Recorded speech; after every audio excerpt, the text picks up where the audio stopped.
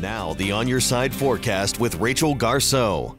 I never thought about the touchscreen working with your nose. I might have to have my kids try that. We'll see. Let's talk about your weather for today, shall we? It is going to be beautiful. Put the phone down, go out and enjoy the great outdoors today if you can. It is going to be amazing. Lots of sunshine to kick off the day. A beautiful sunrise about to happen in about 16 minutes or so. 52 degrees in Boise though, so we're about 10 degrees cooler than we've been the last couple of mornings. So it'll feel just a touch different out there. Barely a breeze though. Nice and calm from Ontario into Caldwell. 3-mile-per-hour winds in Boise, so hardly any wind to speak of at all.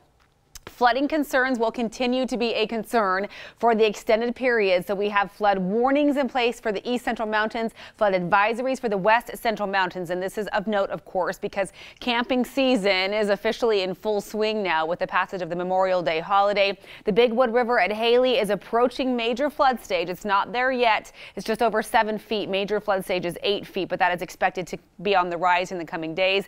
And of course, the Boise River is still flowing at about 8,600 CFS. I know temperatures in the coming days will be so tempting. You're going to want to be on the water. Don't do it. It's not safe for floating until it's about 1,500 CFS. We are a ways away from getting down to 1,500. But find a pool if you can. Of course, all the public pools in Boise and Nampa open for this weekend. So it'll be warmer. It'll be a beautiful time to enjoy the pool if you can. Just be in the backyard today. Lots of sunshine. High pressure will start building in again. Really will be the dominant feature again for us for the extended period, except for one little wrinkle in the forecast. So here's our future cast. Takes us all the way through today, through tomorrow. Lots of sunshine. By tomorrow night, a few clouds may drift through.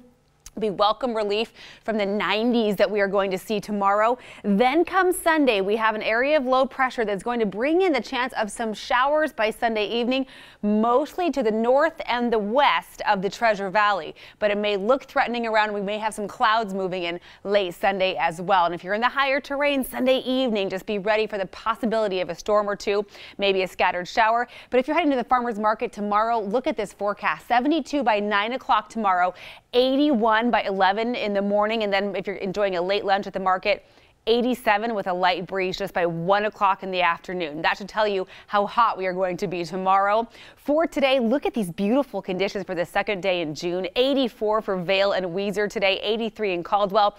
We may see just a few high clouds drifting through, but otherwise lots of sunshine in store.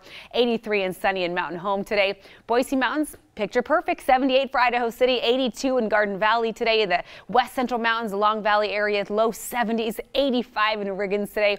Just gorgeous and warm no matter where you are across central or southern Idaho for this Friday. The heat is on tomorrow, 93, 87 on Sunday. There's that slim chance of a shower or two. We dip down to the 70s briefly on Monday, and the heat returns with a vengeance by the middle of next week. All right, still to come today, a Hollywood classic is coming back to the big screen. How you can watch The Godfather coming up next in our entertainment news.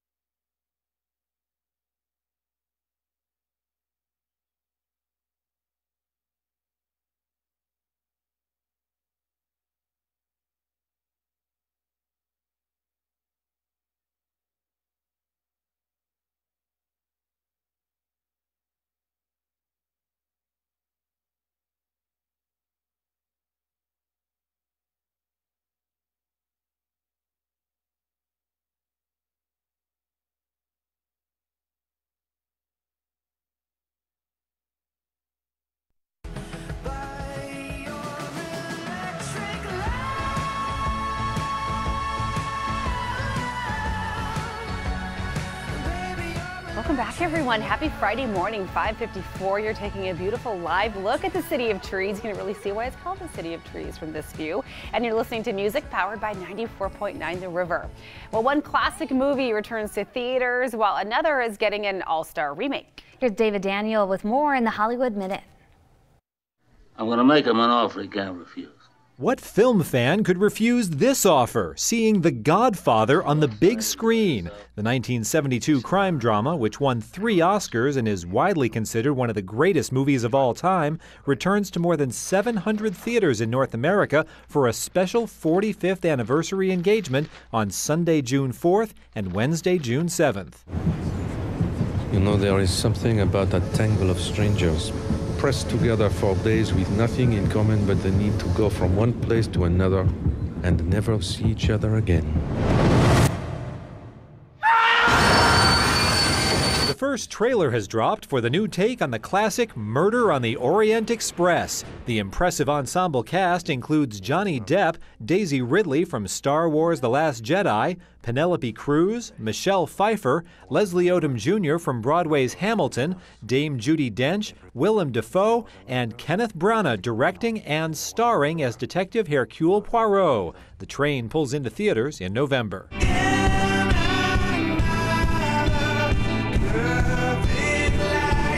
The Foo Fighters are back, and they're having a senior moment. The band surprised fans with Run, their first new song in several years, and a video featuring a retirement home riot, with the band members made up as geriatrics. The message seems to be you're never too old to rebel or to rock and roll. In Hollywood, I'm David Daniel. Look at that, they're back. You'll picture yourself. What am I going to look like when I'm older? Well, they don't have to wonder anymore. There we go. Well, some news this morning for Spice Girls fans. Ginger Spice is now apologizing for walking away from the group nearly 2 decades ago. Jerry Halliwell left the group in the middle of a world tour in 1998, citing differences with her bandmates. When she was reminded about the anniversary of her departure on Twitter Wednesday, she was quick to respond. The 44-year-old wrote, quote, "I'm sorry about that. Everything works out in the end. That's what my mom says." Halliwell has worked things out with her fellow Spice Girls. They reunited for a 2007 tour, and I'm sure you remember they performed at the 2012 Summer Olympics in London. Well, it appears Alan Thicke received a warning about his heart just months before his death from a ruptured aorta back in December. So 3 months before his passing, Thicke filmed an appearance on Tyler Henry's E! Network series Hollywood Medium. During their session, Henry warned Thicke there may be multiple people in his family who had dealt with heart issues, including a man who neglected a heart problem and died from it. Henry later told Thicke to see a doctor if he had a heart murmur or some blood pressure issues. After seeing that video, Thicke's widow called what she saw unbelievable. That is unbelievable. Yes. I'm in shock right now hearing that. Kind of gives you goosebumps every once in a while when you hear stuff like that. Oh, wow. Well, we have a winner this morning for our Brood Awakening giveaway, Donna Lovejoy of Eagle. Congratulations to you, Donna. You can also win some free coffee from the Human Bean on Us. If you're listening right now, we're giving away $25 Human Bean gift cards plus 2 special 6 on Your Side mugs every Friday through June 30th. Just head to 6onyourside.com and click on the contest tab to enter. Coming up next, a Treasure Valley family is hoping for answers after a body was found in the Payette River. Our top stories are next on Good Morning Idaho.